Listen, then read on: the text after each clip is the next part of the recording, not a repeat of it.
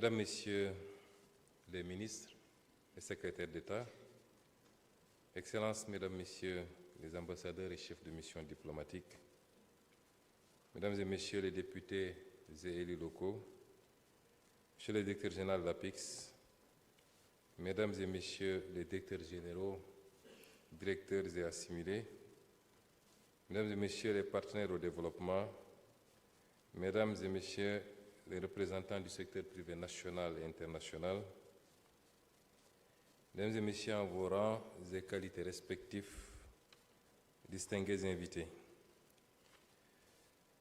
Je suis très honoré et à la fois ravi de présider cette cérémonie aujourd'hui au nom de Son Excellence, Monsieur le Président de la République.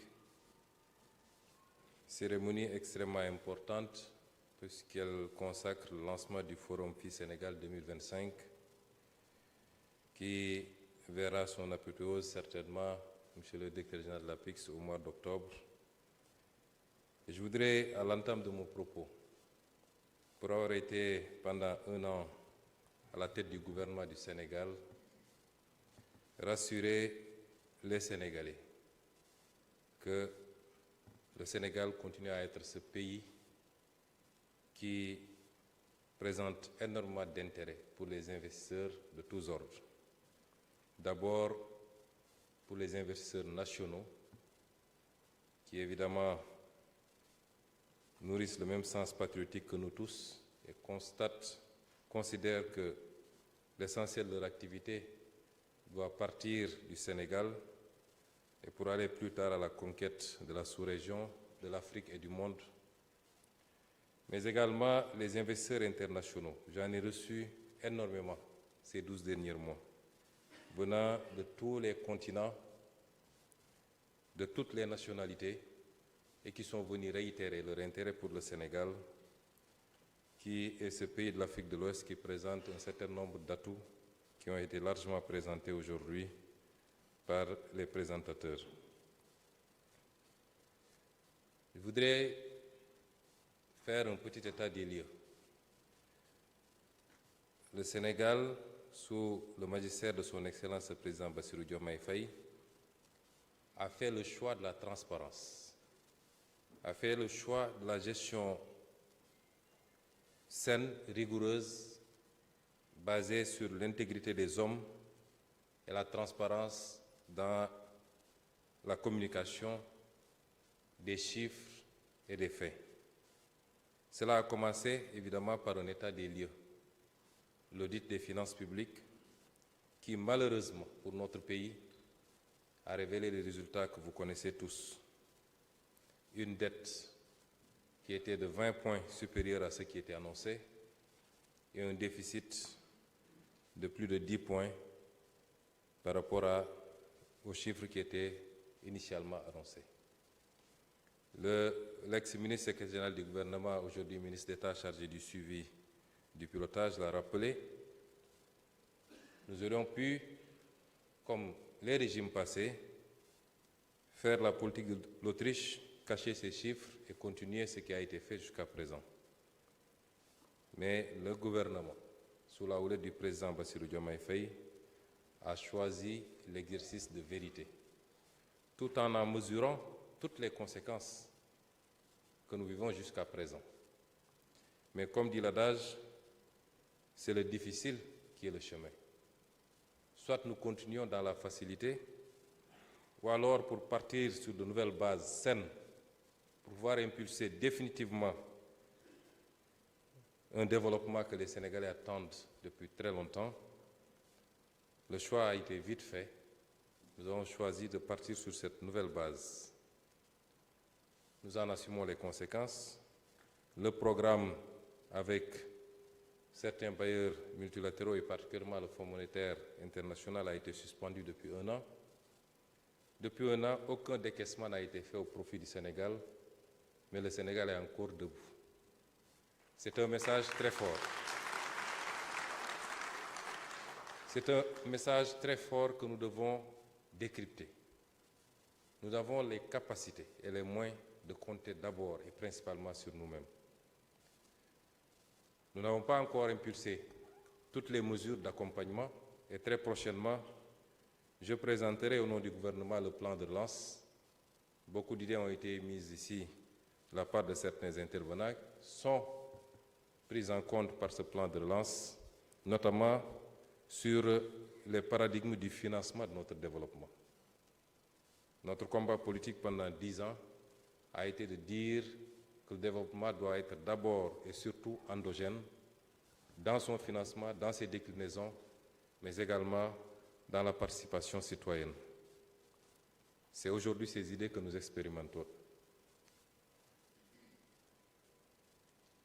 Et je dirais que cela n'exclut pas la possibilité ultérieurement de trouver un accord avec tous les partenaires, parce que rien ne peut justifier aujourd'hui que ces accords ne se fassent pas, si ce ne sont des considérations politiques et qui seraient liées certainement à notre volonté d'assumer notre souveraineté.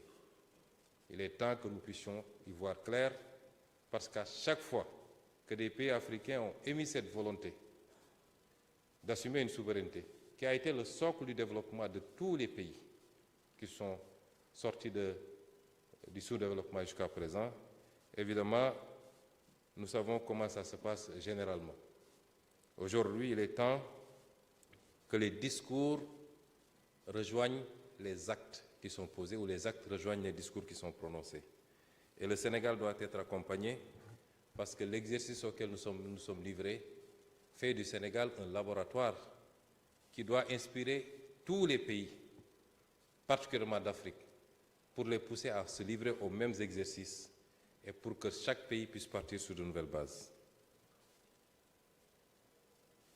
Nous avons également pris le temps de concevoir un référentiel qui est salué aujourd'hui par tout le monde, d'abord au niveau national, par tous les acteurs, société civile, secteur privé, tous les secteurs socio-professionnels, mais le citoyen lambda, mais également un référentiel qui a été plébiscité quasiment par tous nos partenaires, bilatéraux comme multilatéraux, qui considèrent qu'il s'agit d'un bon document qui, s'il est appliqué, pourrait permettre de faire des bons qualitatifs dans l'intervalle des 25 ans qui a été fixé, et comme l'a rappelé tout à l'heure M. le ministre secrétaire général du gouvernement, pour pouvoir être au service des populations, notamment en nous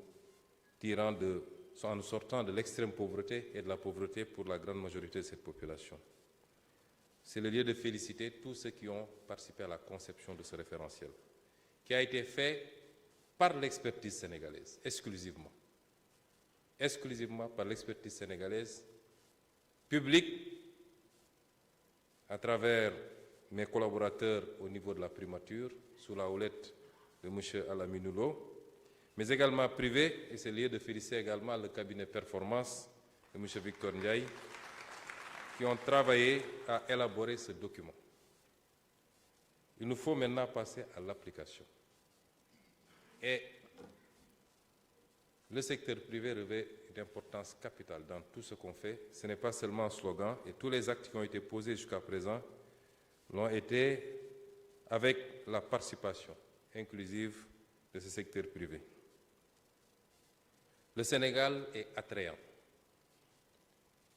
Je n'ai pas besoin de revenir sur tout ce qui a été dit.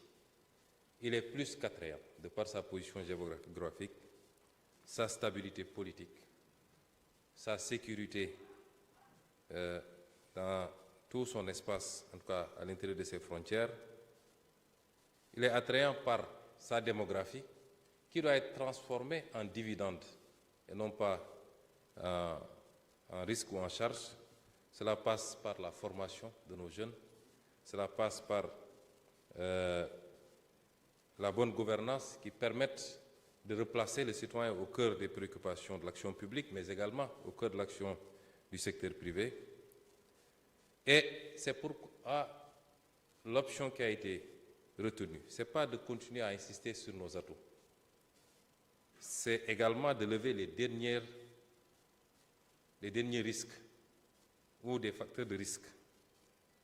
Le risque sécuritaire ne se pose pas par rapport à ce pays. Nous sommes très solidaires de tous nos voisins qui sont confrontés aujourd'hui à ces problèmes sécuritaires, mais nous continuons d'arrache-pied à travailler, à renforcer les capacités sécuritaires de ce pays, de sorte qu'aucune menace ne puisse venir perturber la stabilité de nos concitoyens, mais également des étrangers qui vivent dans ce pays. Le risque politique n'existe pas au Sénégal, mais il est l'un des rares parce que souvent à l'approche d'élections, c'est les rares moments où il y a quand même des remous au Sénégal et un peu d'instabilité.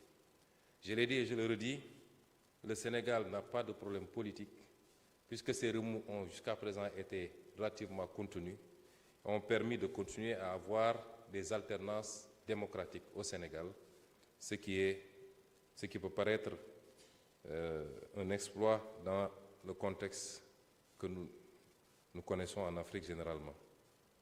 Donc il n'y a pas de risque politique.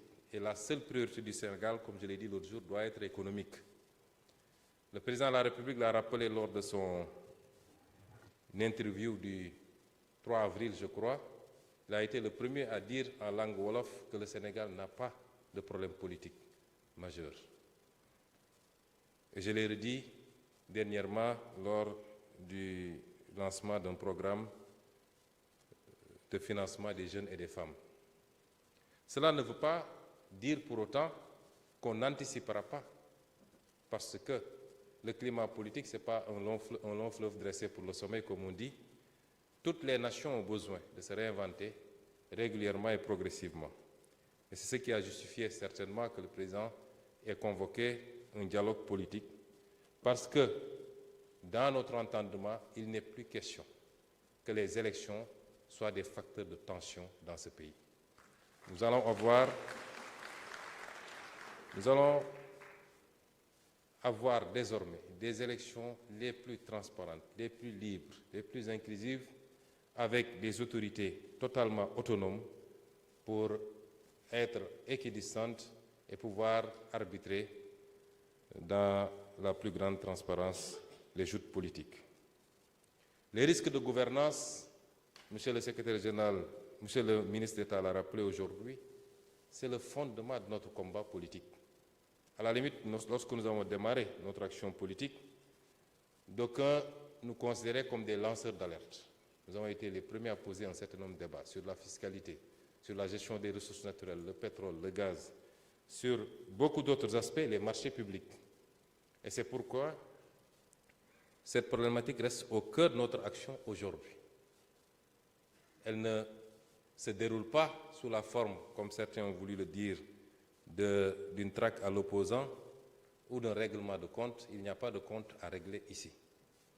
C'est simplement une exigence à la fois étatique, administrative, mais également simplement citoyenne, une forte demande que ceux qui ont eu à gérer, à exercer les responsabilités publiques puissent rendre compte, et ça se passe comme ça dans tout pays qui se respecte. Nous qui sommes aujourd'hui dans cet exercice, nous serons évalués, même avant la fin de notre mandat. Après la fin des mandats, le même exercice continuera à être livré et les conclusions seront traitées de la même manière. Un pays ne se gère pas dans l'opacité et le bien public doit revenir au public et non pas à des intérêts privés. Et nous continuons à dire ce qui a fondé la création de notre parti, le travail, parce que c'est le patriotisme d'abord, le travail et l'éthique continuent à être au cœur de notre action gouvernementale. J'ai parlé tout à l'heure de l'héritage financier qui, en soi, parce que nous aurions décollé depuis longtemps si on n'avait pas trouvé cette situation dont nous avons hérité. Mais nous ne sommes pas là pour nous plaindre. Les problèmes sont là pour être surmontés, surtout quand vous avez bénéficié d'un mandat du peuple sénégalais. Les défis. Nous avons énormément de défis et le défi globalement du climat des affaires, qui est déjà très bon, il faut qu'on le dise, mais il faut qu'il évolue. Et c'est pourquoi nous allons impulser un certain nombre de réformes. La réforme du Code général des impôts, pour la première fois, comme l'a rappelé M. Lam, elle est impulsée à partir de ce niveau politique. Parce que pour nous, les réformes doivent s'inspirer d'une vision politique. L'aspect technique vient en appoint. Et c'est pourquoi nous allons nous-mêmes superviser toutes les réformes.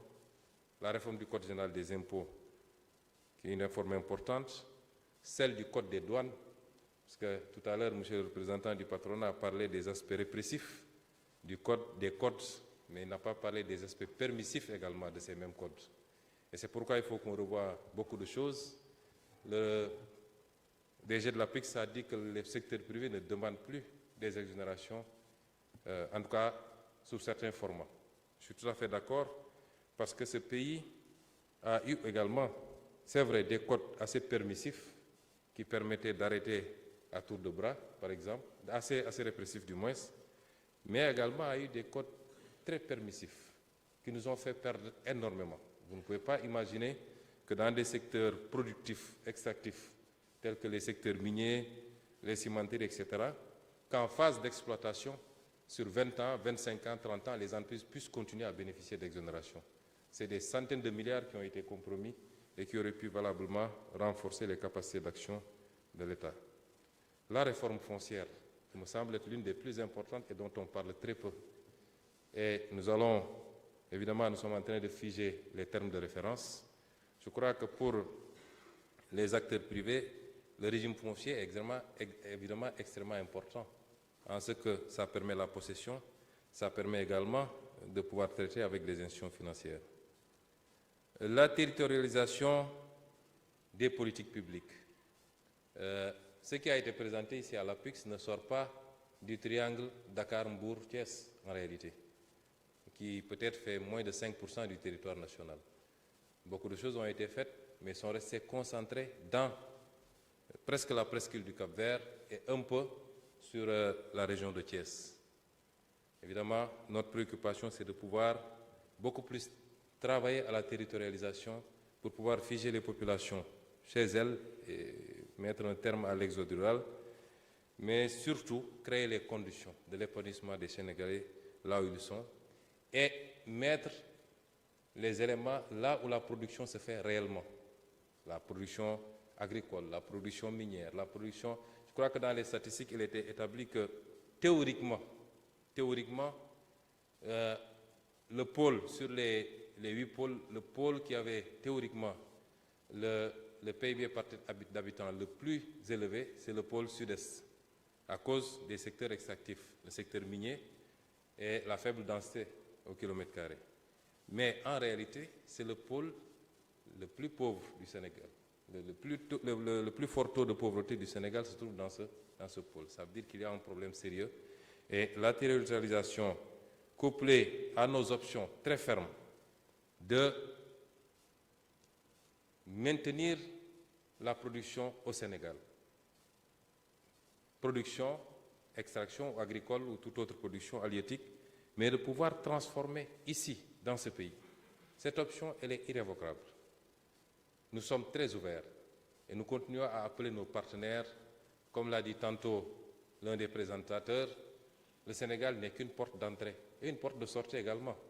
Parce que comme on l'a dit, nous sommes à 6 à 7 heures de vol du continent américain, du continent européen, mais c'est une porte d'entrée sur un marché de 400 millions d'habitants, le marché de la CEDEAO. Et c'est pourquoi nous avons besoin des investisseurs. Au-delà de ce que peuvent faire les nationaux, qui auront tout notre soutien, nous avons besoin des investisseurs étrangers. Mais ce dont nous avons besoin désormais, c'est de capitaux et de technologies. Ce n'est pas de prendre les matières brutes et de les exporter, de les sortir du pays. Nous avons besoin de capitaux, nous avons besoin de technologies pour pouvoir transformer localement, distribuer dans le marché africain, mais pouvoir distribuer également à travers le monde. Toutes ces réformes sont importantes, nous y travaillons. La stabilité sociale dont a parlé tout à l'heure le représentant du patronat, ça a été un chantier que nous avons pris sur nous et sur commande du président de la République, ce qui a abouti à la signature le 1er mai du pacte de stabilité sociale. Nous allons, dans la transparence, avec nos partenaires, continuer à travailler à renforcer cette stabilité.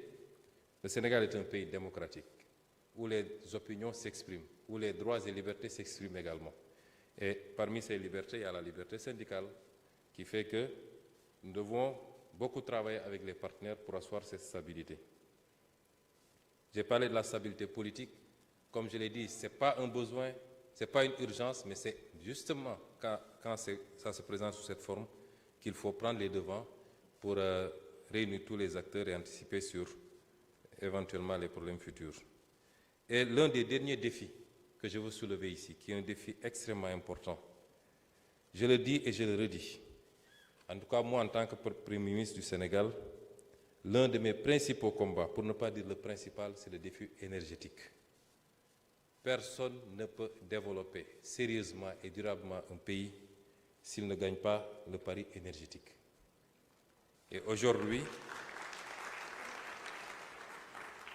toutes les conditions sont réunies pour que le Sénégal puisse gagner ce pari énergétique. L'énergie coûte cher au Sénégal, elle n'est pas disponible et ça pose problème. Comment pouvez-vous industrialiser sérieusement un pays si vous ne gérez pas cette question? Je me suis amusé hier à demander un petit travail un travail comparatif sur les coûts de l'énergie et vous verrez que selon les segments, nous sommes troisième le plus cher, ou deuxième le plus cher, ou quatrième le plus cher, en fonction des offres. Sur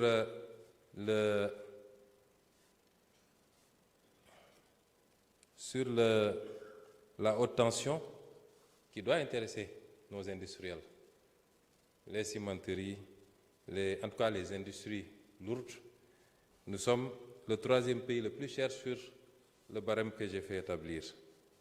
Il n'y a que l'Allemagne qui est à 131 francs et le Japon qui est à 104 francs qui nous devance. Le Sénégal est à 91,84 francs.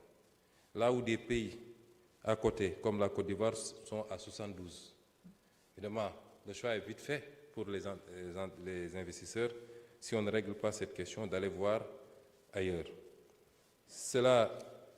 Mais vous voyez que des pays comme le Qatar, qui est à 13 francs, l'Arabie Saoudite à 16 francs, l'Algérie à 16 francs, la Chine à 45 francs et les États-Unis à 52 francs. Quelle est la différence? C'est que ces pays-là ont des ressources naturelles dont ils se servent d'abord pour leur propre consommation avant d'exporter. Et nous avons fait le choix contraire. C'est pourquoi l'une des batailles sur lesquelles nous comptons sur tout le peuple sénégalais, secteur privé, syndicats, citoyens lambda, c'est celui de la réappropriation de nos ressources naturelles.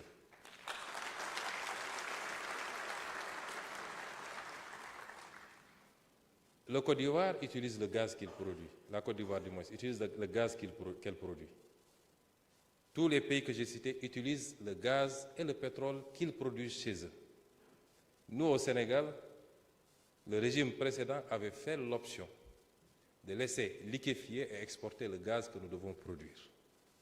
Alors que nous en avons besoin pour casser complètement, évidemment dans un mix énergétique où nous comptons également sur les énergies renouvelables, mais qui ne peuvent, à mon avis, dépasser les 30% de production. Où est-ce que vous allez trouver les 70%? Or, l'énergie la plus accessible et la moins polluante pour les énergies fossiles, c'est le gaz dont nous disposons aujourd'hui à GTA, avec la possibilité maintenant de faire des extensions Yakar Teranga, qui a une capacité beaucoup plus importante. 33 MFCF, c'est très peu, ça suffit juste à alimenter une centrale, c'est-à-dire celle de Ndal Énergie. On a besoin d'implémenter une quinzaine ou une vingtaine de centrales de 300 MW pour atteindre notre objectif de 10 000 MW à l'horizon 2050. Et ça passera par une réappropriation de nos ressources naturelles et singulièrement du gaz naturel. Nous sommes sur ce travail-là et je puis vous assurer que par la grâce de Dieu, nous aurons les résultats attendus par le peuple sénégalais, sans pour autant que cela induise une rupture avec nos partenaires qui ont effectivement beaucoup investi dans ce secteur et qui méritent de pouvoir bénéficier de leur investissement. Et tout ce que nous faisons, j'ai beaucoup insisté sur Sénégal porte d'entrée et porte de sortie, Et c'est pourquoi nous continuons à réaffirmer notre vision panafricaniste, sous-régionaliste. Nous travaillons à renforcer les partenariats. Au moment où je vous parle, son Excellence le Président de la République est en Guinée-Bissau. Pour renforcer ce partenariat-là, et moi-même, dans 2 jours, j'entamerai un périple en Côte d'Ivoire, en Sierra Leone et en Guinée-Conakry, parce que imaginez ce qu'on peut faire avec le gaz sénégalais, couplé à la bauxite de Guinée, ou offert de la Sierra Leone, mais c'est extraordinaire ce qu'on peut faire. Voilà les sources de développement sur lesquelles nous devons travailler. Et il nous faut travailler avec ses voisins, avec tous les pays de la sous-région, au-delà des clivages politiques, qui, à mon avis, restent cantonnés à des considérations politiques. Nos peuples sont condamnés à travailler ensemble, à coopérer, parce qu'aucun développement sérieux et durable ne peut se faire de manière isolée pour chacun d'entre nous. Voilà une brève déclinaison, notre vision de ce que doit être le Sénégal et ce qu'on attend du secteur privé. Nous attendons de ce secteur privé, national comme étranger. Le Sénégal est un pays d'ouverture, est un pays de tolérance, où il fait bon vivre pour tout le monde. Ceux qui viennent pour représenter leur pays, certes, souvent s'y plaisent tellement qu'ils finissent par s'installer, pour certains, et ce pays-là va continuer à être ce qu'il est, parce que c'est un héritage de nos pères et de nos grands-pères. Nous pouvons faire autrement. Il faut juste en faire un pays où il fait mieux vivre encore, parce qu'un pays sur les rampes du développement, un pays qui, sur la base d'une croissance soutenue, sur la base d'une richesse mieux redistribuée, mais sur la base d'une sécurisation des investissements, d'où qu'ils viennent, soit un pays encore plus agréable à vivre. Et c'est ça la mission de notre gouvernement, et c'est ça l'ambition du président Bassirou Diomaye Faye. Je vous remercie pour votre attention et vous donne rendez-vous au mois d'octobre pour la poursuite du forum. Merci beaucoup.